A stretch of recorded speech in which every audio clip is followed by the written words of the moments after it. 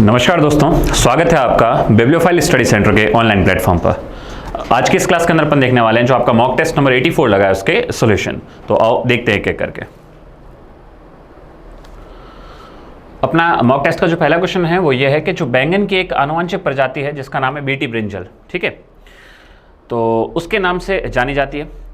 तो जो BT brinjal विकसित की गई है, इसका मेन उद्देश्य क्या है? इस बैंगन की इस प्रजाति को जो आनुवंशिक तरीके से जेनेटिकली मॉडिफाइड करके जो विकसित किया गया है, इसका एक्चुअल में उद्देश्य क्या है? तो इसका उद्देश्य था कि ये एक ऐसी बैंगन की प्रजाति है जो किसान अगर इसकी पैदावार करेंगे ना, तो एक्चुअल में इस किस्म को, बैंगन की इस किस्म को इंसेक्ट इसका कम से कम क्या करते हैं, भोजन करते हैं, या इंसेक्ट इस फसल पर कम से कम लगते हैं। तो अगर किसी फसल पर कीट सबसे कम लगेंगे, कम से कम लगेंगे, तो उससे क्या होगा, किसानों की जो पैदावार है उसमें और क्या होगी, वृद्धि होगी, फसल कम से कम खराब होगी और ज़्यादा फसल अच्छी होगी, और अच्छी फसल अगर ज़्यादा होगी, उसकी पैदावार अगर ज़्यादा होगी, तो किसान की आय में क्या होगी, वृद्धि होगी। तो मेन उद्देश्य क्या है बीटी ब्रिंजल किस्म की इस किस्म को विकसित करने का? तो इसका उद्देश्य मेन है कि ये एक कीट रोधी फसल है जिसमें कम से कम कीट लगते हैं, या इसको कीट रोधी बनाने के उद्देश्य से ही इसको विकसित किया गया था। तो इसका उत्तर हो जाएगा आपका ऑप्शन नंबर कौन सा, आपका ए, ठीक है, to make it pest resistant, ठीक है, कीट रोधी बनाने के लिए इसका विकास किया गया। नेक्स्ट अगला क्वेश्चन, भारत में विद्युत उत्पादन में सबसे बड़ी हिस्सेदारी इनमें से किसकी है? मतलब भारत में जितनी भी बिजली का उत्पादन होता है उसमें सबसे ज्यादा हम बिजली का उत्पादन किस तरीके से करते हैं? तो वो हम करते हैं थर्मल एनर्जी से। किससे करते हैं? थर्मल में समझ रहे हो क्या? ताप से, जैसे कोयला जला के उससे जो हीट जनरेट होती है उससे बिजली का उत्पादन किया जाता है। तो थर्मल एनर्जी, लगभग भारत में 75% ऊर्जा का उत्पादन हम किससे करते हैं? 3/4 थर्मल एनर्जी बोले तो तापीय ऊर्जा से करते हैं। नेक्स्ट अगला देखो, भारतीय रिजर्व बैंक वाणिज्यिक बैंकों को, कमर्शियल बैंकों को जिस दर पर ब्याज के रूप में, लोन के रूप में पैसा देता है, लेकिन अब फोकस करना किस पे? अल्पकाल के लिए। देखो यहाँ पर हमारा सेंट्रल बैंक कौन है? तो आपको पता है हमारा सेंट्रल बैंक कौन है? आरबीआई। और उसके अलावा देश में जितने भी बैंक है वो सारे आपके कैसे बैंक है? कमर्शियल बैंक है। कैसे बैंक है? सारे के सारे कमर्शियल बैंक है। हिंदी में बोले तो व्यापारिक बैंक या फिर आपके वाणिज्यिक बैंक। जितने भी बैंक है, किसी भी देश में एक सेंट्रल बैंक होता है जो नोट वगैरह छापने का काम करता है, ठीक है, पूरे बैंकिंग सिस्टम को मैनेज करता है। उसके अलावा जो भी देश में बैंक है वो सारे कमर्शियल बैंक है।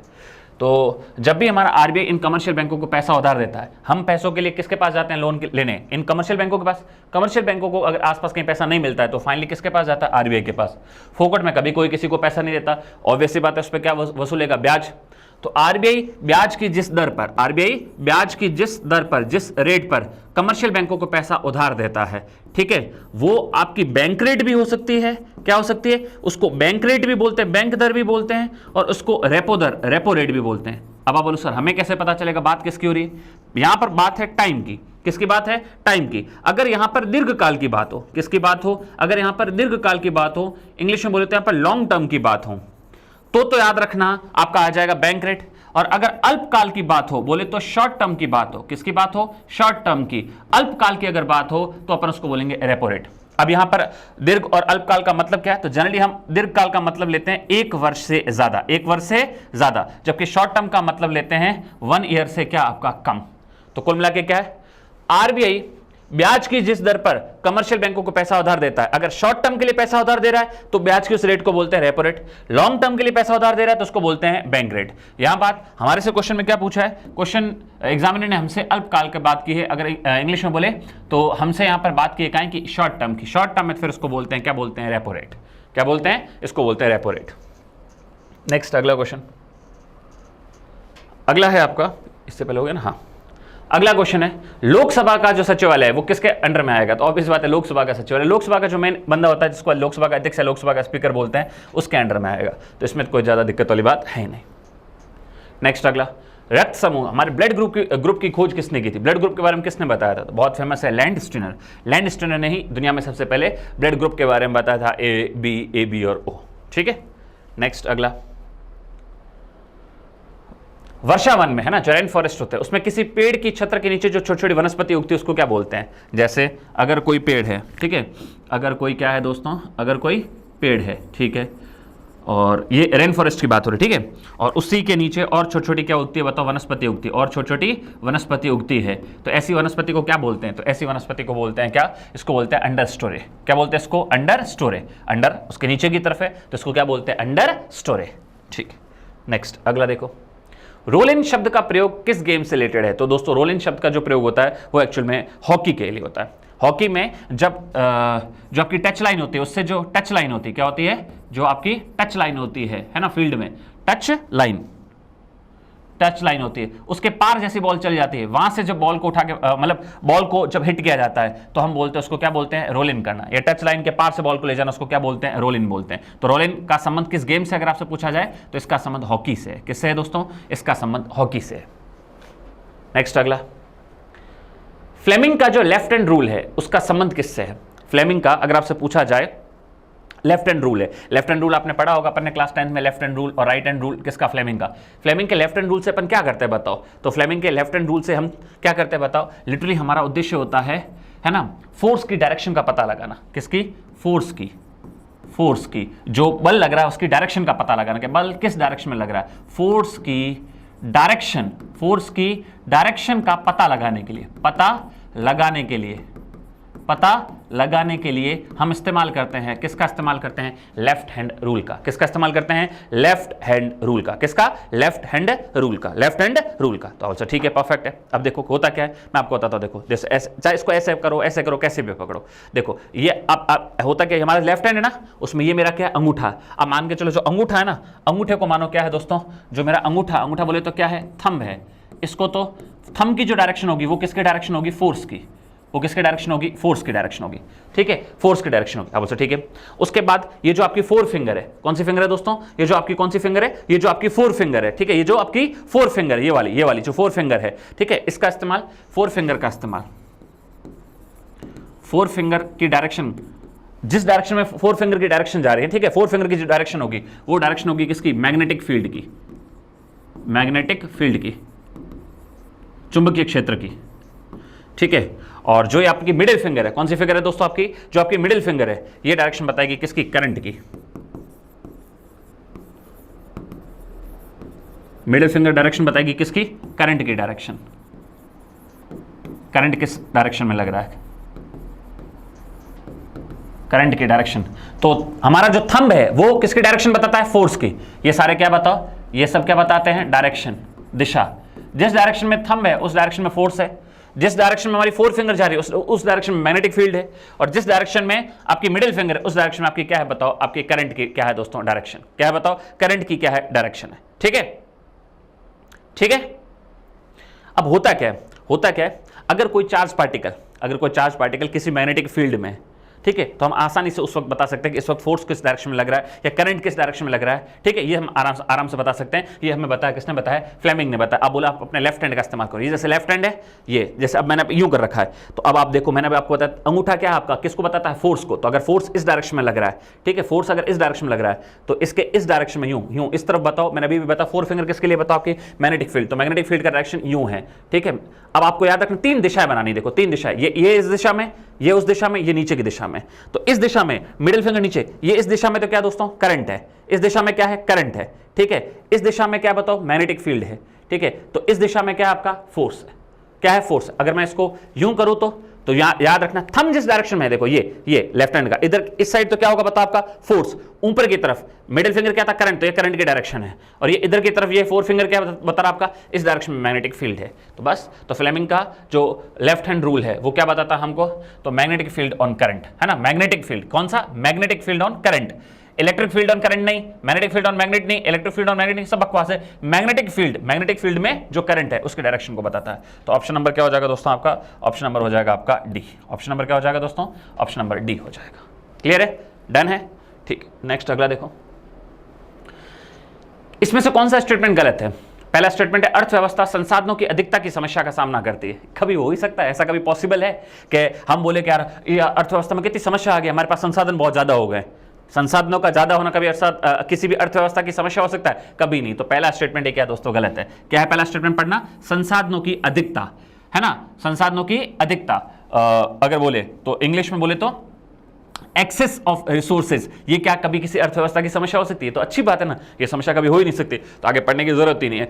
तो ये वाला स्टेटमेंट गलत हो गया। तो हमारा ऑप्शन नंबर ए क्या हो गया दोस्तों, आपका सही हो गया। नेक्स्ट, इनमें से कौन सी प्रणाली बीसी, है ना, बीसी क्या है, इंग्लिश में पढ़ते हैं, which of the following system is based on the principle of surplus value. ये बेसी वर्ड गलत है, पता नहीं क्या है। सरप्लस को हिंदी में बोलते हैं अधिशेष। क्या बोलते हैं दोस्तों, सरप्लस को हिंदी में बोलते हैं अधिशेष। हाँ, अब हिंदी में क्वेश्चन बनेगा, इनमें से कौन सी प्रणाली अधिशेष मूल्य के सिद्धांत पर आधारित है। दोस्तों एक्चुअल में जो सरप्लस वैल्यू थ्योरी है, कौन सी, जो सरप्लस वैल्यू थ्योरी है, हिंदी में बोलूं तो, हिंदी में अगर मैं आपसे बोलूं दोस्तों, अधिशेष मूल्य सिद्धांत, कौन सा, अधिशेष मूल्य सिद्धांत। दोस्तों ये दिया था कार्ल मार्क्स ने, किसने दिया था, कार्ल मार्क्स ने दिया था, ठीक है। तो इसको बोलते हैं मार्क्सिस्ट थ्योरी। क्या था इसने बताया था, कार्ल मार्क्स के अकॉर्डिंग अगर आपसे पूछा जाए बताओ क्या है, अगर आपसे पूछा जाए सरप्लस जो वैल्यू थ्योरी है ये कार्ल मार्क्स के अकॉर्डिंग क्या है, अगर आपसे पूछा जाए कार्ल मार्क्स इस थ्योरी के थ्रू हमको क्या बताना चाह रहे हैं, तो वो बताना चाह रहे थे कि उत्पादन की जितनी लागत है, कोई भी चीज आप बना रहे हो उस पर जितनी कॉस्ट आ रही है, और उसके बाद बनने के बाद आप उस चीज को जो बेच रहे हो उसके बीच का जो अंतर है, उसी को बोलते हैं, क्या बोलते हैं, सरप्लस। क्या बोलते हैं, सरप्लस थ्योरी। क्या बोलते हैं इसको, सरप्लस वैल्यू, उसको क्या बोलते हैं, सरप्लस वैल्यू। तो वो एक्चुअल में कार्ल मार्क्स समझाना चाह रहे थे, इस बड़े गैप को ज्यादा ज्यादा एक आदमी क्या अपने पास ले रहा है, जिसमें आदमी अमीर अमीर होता जा रहा है, गरीब गरीब होता जा रहा है। मतलब है क्या, एक फैक्ट्री में अगर 100 लोग काम कर रहे हैं तो उनको एक बेसिक कुछ डेली का जैसे 500 रुपए दे दिए, और उन 500 लोगों ने मिलकर जो चीज बनाई है, ठीक है, माना उसकी मार्केट में कीमत है 1 लाख रुपए, कितनी कीमत है बताओ, 1 लाख रुपए, 1 लाख रुपए कीमत है, और बंदा उसको जो बनाने की लागत आई वो आई माना जैसे 60,000 रुपए, कितना आई, 60,000 में उसने सब मजदूरों का पेमेंट वगैरह कर दिया, सब कुछ कर दिया, लेकिन उसको बेच कितने मेरा, लाख रुपए में, मतलब 40,000 का वो बंदा अकेला क्या कर रहा है, प्रॉफिट उठा रहा है। तो बीच का जो 40,000 है ये सरप्लस वैल्यू है, ये बंदा एक किसी अकेले उस सेठ के पास पैसा जा रहा है, जबकि बेचारे बनाने वालों के पास तो वही छोटा छोटा कुछ पैसा आ रहा है। तो कार्ल मार्क्स कह रहे थे नहीं, ये जो बीच में जो गैप में जो आपको बेनिफिट मिला 40,000 का, ये भी सबके सब में क्या करो, बराबर बांटो, तब क्या होगा बताओ, अमीर और गरीब के बीच की खाई क्या होगी, कम होगी, और दुनिया में क्या होगी, इक्वलिटी होगी। ये कार्ल मार्क्स का एक्चुअल में सिद्धांत था। तो कार्ल मार्क्स ने ही सरप्लस थ्योरी हमें समझाई है, जिसमें उन्होंने विरोध किया है किसका, पूंजीवाद का। पूंजीवाद का मतलब क्या होता है, किसी एक आदमी के पास ज्यादा पैसा आना, ठीक है, सेठों वाली व्यवस्था जिसको अपन बोलते हैं, तो वो पूंजीवाद है। तो पूंजीवाद का विरोध दर्शाने के लिए कार्ल मार्क्स ने सरप्लस वैल्यू को समझाया है। तो बताओ सरप्लस वैल्यू का संबंध किससे है, कार्ल मार्क्स। और कार्ल मार्क्स की अगर इनमें से देखिए थ्योरी कौन सी होगी, तो ज्यादा अगर नजदीक से देखें तो फिर साम्यवाद। कौन सी होगी, साम्यवाद। पूंजीवाद का तो विरोध करने के लिए, पूंजीवाद का विरोध करने के लिए कार्ल मार्क्स ने सरप्लस थ्योरी का यूज किया है, तो उसका संबंध किससे होगा, कार्ल मार्क्स की थ्योरी कौन सी है, साम्यवाद है, ठीक है, क्योंकि पूंजीवाद का जस्ट उल्टा क्या है, एक तरीके से साम्यवाद या समाजवाद बोल सकते हैं एक तरीके से। नेक्स्ट अगला, लोक सेवा आयोग के सदस्यों की, है ना, संघ लोक सेवा आयोग के सदस्यों की नियुक्ति कौन करता है, डाउट ही नहीं है, कौन करता है दोस्तों, राष्ट्रपति। कौन नियुक्ति करता है, राष्ट्रपति नियुक्ति करता है। Next, a member of Liliaceae that shows reticulate venation, क्या है, रेटिकुलेट वेनेशन को दर्शाता है, बताओ वो इसमें से कौन सा है, एलियम है, सिला है, कि स्माइलेक्स है, या फिर क्या है आपका एलो है, ठीक है। अब कईयों को तो ये क्वेश्चन समझ में ही नहीं आया होगा, है ना, कि ये एक्चुअल में बोलना क्या चाह रहा है, ठीक है, मैं आपको बताता हूं। बायो में एक टर्म पढ़ते हैं अपन, विनेशन। क्या टर्म पढ़ते हैं, बायो में अपन एक टर्म पढ़ते हैं, विनेशन। अगर आपने पढ़ी हो तो बायो में एक टर्म पढ़ते हैं, क्या पढ़ते हैं बताओ, विनेशन। इसका मतलब होता है दोस्तों arrangement of veins on leaves या लीव्स बोल दो, ठीक है। क्या मतलब कौन सा, मैं तो नहीं समझा, इंग्लिश में क्या समझा रहे हो, अरे मैं क्या समझाना चाह रहा हूं मैं आपको बताता हूं। देखो दोस्तों, दो तरह के अपन पेड़ पौधे पढ़ते हैं। क्या पढ़ते हैं अपन दो तरह के पेड़ पौधे पढ़ते हैं दोस्तों। एक तो पढ़ते हैं आपके मोनोकॉट, एक बीजी, एक पढ़ते हैं डाइकॉट्स, द्विबीजी, द्विपत्री बीजी, है ना, द्विपत्र बीजी। एक होते हैं मोनोकॉट्स, ठीक है, मोनोकॉट्स, एक होते हैं आपके कौन से दोस्तों, डाइकॉट्स। दो तरह के होते हैं। अब आप देखते हो कुछ तो ऐसे कुछ ऐसे दोस्तों आपके पेड़ होते हैं जिनकी पत्तियों, अगर आपने पत्तियां अगर देखी हो तो आप देखोगे, बताओ उस पे क्या है, इस तरीके से पैरेलल पहले धारियां ऐसे बनी हुई होती है। कुछ आपने ऐसी पत्तियां देखी होंगी, अरे देखिए ना, जिसमें आप क्या देखते हो, जिसमें आप ऐसे यहां से शाखा निकली हुई ऐसे करके यूं यूं यूं यूं देखते हो, नहीं देखते हो, यूं यूं करके यूं, ठीक है, यूं करके यूं, इस तरह। कुछ तो ऐसी पत्तियां होती, कुछ ऐसी पत्तियां होती। तो किसी भी पत्ती पर ऐसी जो वीन्स बनी होती है, ऐसी क्या बनी होती है, वीन्स, ऐसे वीन्स का बनना ही किसी पत्तियों पर कहलाता है, क्या कहलाता है, विनेशन। क्या कहलाता है दोस्तों, विनेशन। तो किसी पत्तियों पर इस तरह के वीन्स का बनना, क्या कहलाता है दोस्तों, वो कहलाता है आपका विनेशन। अब दोस्तों विनेशन दो टाइप का होता है। विनेशन अब समझ गए, arrangement of veins on leaves, पत्तियों के ऊपर इस तरह के वीन्स का अरेंजमेंट ही कहलाता है विनेशन। अब ये विनेशन दोस्तों दो टाइप का होता है। बोलो कितने टाइप का होता है ये विनेशन दोस्तों, दो टाइप का होता है। अच्छा हाँ बिल्कुल, एक तो होता है दोस्तों रेटिकुलेट। क्या होता है दोस्तों, एक होता है रेटिकुलेट विनेशन और एक होता है दोस्तों पैरेलल विनेशन। क्या होता है? Parallel venation. अब मैं आपको बताता हूं उसमें क्या है। देखो, रेटिकुलेट वेनेशन का मतलब क्या होता है? अगर आपसे पूछा जाए, रेटिकुलेट वेनेशन का मतलब होता है दोस्तों, किसी भी पत्ती में जो वीन्स है वो मेन इस वीन के पैरेलल नहीं होती, इससे शाखाओं के रूप में यूं निकलती हैं। ठीक है, ये अगर इस तरह का वेनेशन आपको देखने को मिलता है, इसको बोलते हैं रेटिकुलेट वेनेशन। पत्तियों में देखते हैं ना, वो छोटी छोटी ऐसी पतली सी ऐसी टहनी की सी ऐसी होती है, बताओ, बनी हुई होती है। वो इस तरह से अगर आपको दिखे तो आप बोलोगे ये तो रेटिकुलेट वेनेशन है। और किसी पत्ती पर अगर आपको यूं मिले, ये मेन वाली बीच वाली लाइन होगी, उसके साथ साथ यूं पैरेलल यूं इस तरह से मिले, तो मैं बोलूंगा ये कैसा वेनेशन बना हुआ है दोस्तों? पैरेलल वेनेशन बना हुआ है। कैसा वेनेशन है दोस्तों? ये आपका पैरेलल वेनेशन है। अब आपको पैरेलल वेनेशन किस में देखने को मिलेगा दोस्तों? तो आपको जो पैरेलल वेनेशन है वो देखने को मिलेगा किसके अंदर? वो मिलेगा आपको कौन से जीवों के अंदर? तो वो मिलेगा आपको मोनोकॉट जीवों के अंदर, मोनोकॉट प्लांट्स के अंदर। ये किस में देखने को मिलेगा? ये मिलेगा जो एक पत्री बीज वाले जीव होते हैं, ठीक है, पौधे होते हैं, तो ये देखने को मिलेगा आपको मोनोकॉट्स पौधों के अंदर, मोनोकॉट्स के अंदर। मोनो मतलब सिंगल, और द्विबीज वालों में आपको देखने को मिलेगा आपका कैसा? Reticulate venation. तो ये आपको देखने को मिलेगा किसमें दोस्तों? डाइकॉट्स वालों में। तो डाइकॉट्स जो प्लांट्स होते हैं, जो डाइकॉट्स प्लांट्स होते हैं, उनमें तो कैसा वेनेशन होता है? आपका रेटिकुलेट। जबकि जो मोनोकॉट्स जो आपके प्लांट्स होते हैं, मोनोकॉट्स जो आपके प्लांट्स होते हैं, उनमें आपको कैसा देखने को मिलेगा? पैरेलल। आप इसको याद ऐसे भी कर सकते हो, कभी वायु में क्वेश्चन आ जाए, आता ही आया क्या? ये आया एग्जाम से, पुराने पेपर से उठाया हुआ क्वेश्चन है, तो आप ऐसे याद रखना, इसका पी और उसका उठाओ दोस्तों एम। पीएम ऐसे बोलते हैं ना अपन, पीएम प्राइम मिनिस्टर, या पीएम ऐसे याद रखना, पीएम। तो दोस्तों, या उल्टा याद रख लो, एमपी मेंबर ऑफ पार्लियामेंट। तो मोनोकॉट प्लांट में हमेशा कैसा वेनेशन देखने को मिलता है? पैरेलल। तो फिर उल्टा दोस्तों, डाइकॉट में कैसा हो जाएगा? आपका रेटिकुलेट वाला हो जाएगा। कैसा हो जाएगा दोस्तों? रेटिकुलेट। पैरेलल से आप समझ गए, तो रेटिकुलेट दोस्तों ऐसा होता है। क्लियर है क्या? अब ध्यान से समझना क्या है। अब मैं आपको ध्यान से समझना, एक ऐसे पौधे का नाम बताऊंगा, एक ऐसे पौधे का मैं आपको नाम बताऊंगा जो है तो मोनोकॉट, है तो क्या है? मोनोकॉट, लेकिन एक बहुत बड़ा अपवाद है तो मोनोकॉट लेकिन अपवाद के रूप में। क्यों? कि है तो मोनोकॉट, जैसे एक पौधे का मैं आपको नाम बता रहा हूं जिसका नाम है स्माइलेक्स। बोलो क्या नाम है? जिसका नाम है स्माइलेक्स पौधा है तो मोनोकॉट। तो एक बात बताओ, मोनोकॉट टाइप के जितने भी पौधे होते हैं उसमें कैसा अरेंजमेंट आपको देखने को चाहिए? पैरेलल होना चाहिए ना? हाँ, लेकिन ये दोस्तों अपवाद है। ये क्या है? अपवाद है तो मोनोकॉट, लेकिन दोस्तों इसमें जो आपको वेनेशन देखने को मिलता है ना, वो कैसा देखने को मिलता है दोस्तों? वो आपको मिलता है रेटिकुलेट वाला। कैसा मिलता है दोस्तों? इसमें जो आपको आपका वेनेशन देखने को मिलता है, वो कैसा देखने को मिलता है? वो आपको देखने को मिलता है रेटिकुलेट। इसीलिए एग्जामिनर ने चला के पूछा है क्या? इसीलिए एग्जामिनर ने चला के पूछा है कि जो स्माइलेक्स होता है, जो स्माइलेक्स है वो है तो मोनोकॉट, जबकि मोनोकॉट में कैसा वेनेशन होना चाहिए? पैरेलल, लेकिन ये मोनोकॉट का अपवाद है। क्या? क्योंकि इस मोनोकॉट पौधे जो कि जिसका नाम है स्माइलेक्स, उसके अंदर वेनेशन पैरेलल ना होकर क्या है? रेटिकुलेशन। और ये हमारा क्वेश्चन था कि बताओ वो कौन सा दोस्तों पौधा है जिसमें आपको रेटिकुलेट वेनेशन देखने को मिलेगा। तो अब बताओ रेटिकुलेट वेनेशन किसमें देखने को मिल रहा है? तो दोस्तों रेटिकुलेट जो वेनेशन आपको देखने को मिल रहा है वो किसमें देखने को मिल रहा है? स्माइलेक्स में।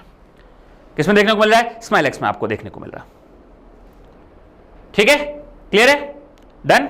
तो मुझे लगता नहीं अब इसमें आपको कोई दिक्कत होनी चाहिए। एक और एग्जांपल के रूप में देखना चाहते, एक अपवाद और देख लेना। दो अपवाद होते हैं, एक तो स्माइलेक्स और एक होता है कोलोकेशिया। ये एक और ये दो, ये दोनों ही है तो मोनोकॉट। इस बार स्माइलेक्स पूछ ले, कई बार ऑप्शन में अगर ये ना दे दे तो आपको याद रखना है दोस्तों, क्या या स्माइलेक्स देगा या कोलोकेशिया। तो ये दोनों क्या है तो दोनों के दोनों दोस्तों मोनोकॉट पौधे हैं, कोलोकेशिया और स्माइलेक्स दोनों के दोनों, जिसमें होना कैसा चाहिए था? पैरेलल वेनेशन होना चाहिए था, जबकि अपवाद स्वरूप इसमें कैसा है दोस्तों? रेटिकुलेशन वाला है। तो मैं उम्मीद करता हूं आज के बाद कभी भी अगर आपका एग्जाम में इस तरह वाला क्वेश्चन आएगा तो इस तरह का क्वेश्चन आप गलत नहीं करोगे। Done, okay. नेक्स्ट अगला क्वेश्चन देखो। बुद्ध की मृत्यु अगर आपसे पूछा जाए बताओ कब हुई, है ना? भगवान जो अगर आपसे पूछे बताओ, है ना, बुद्ध की जो मृत्यु है वो कब हुई है? तो दो छोटे छोटे फैक्ट बता देता हूं। एक तो पूछा जाए जो भगवान बुद्ध है, ठीक है, इनका जन्म कब हुआ है, एक इनकी मृत्यु कब हुई है। दोस्तों जन्म तो इनका हुआ था 583 ईसा पूर्व, बिफोर क्राइस्ट, जबकि इनकी मृत्यु कब हुई है दोस्तों? इनकी मृत्यु हुई है 463 ईसा पूर्व।